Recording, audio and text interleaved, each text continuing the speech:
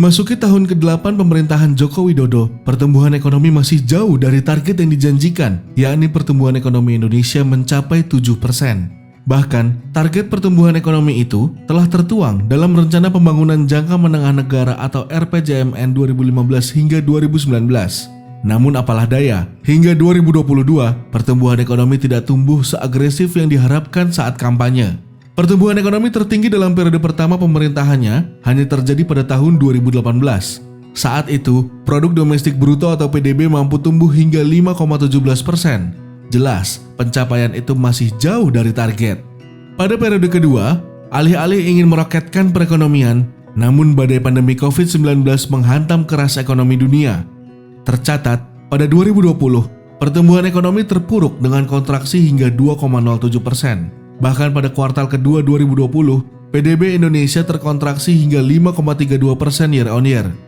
Hantaman keras pandemi COVID-19 membuat pemerintah harus mengeluarkan jurus ekstra untuk menjaga perekonomian. Menurut Badan Pengawasan Keuangan dan Pembangunan atau BPKP, pemerintah mengucurkan anggaran sekitar 800 triliun rupiah untuk insentif serta bantuan sosial. Hasilnya, pada tahun 2021, PDB Indonesia berhasil pulih dengan angka 3,69%. Memasuki tahun 2022, perekonomian Indonesia mulai merangkak naik. Pada kuartal pertama 2022 mencapai 5,01% year on year, dan pada kuartal kedua 2022 tumbuh hingga 5,44% year on year. Melihat kinerja ekonomi yang membaik, Jokowi meyakini pertumbuhan ekonomi RI bisa lebih baik pada kuartal ketiga 2022. Semuanya masih dalam kondisi yang baik-baik, tapi sekali lagi di tengah kondisi sulit seperti ini, kerja keras adalah kuncinya. Kita tidak bisa lagi kerja itu hanya makronya saja, mikronya belum cukup.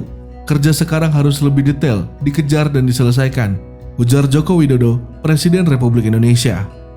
Keyakinan tersebut berdasarkan neraca dagang Indonesia yang tetap surplus 4,9 miliar US dollar dan kredit yang tumbuh 10,7%. Walaupun mengalami penurunan indeks kepercayaan konsumen, tapi masih berada di atas 124,7% yang merupakan batas aman.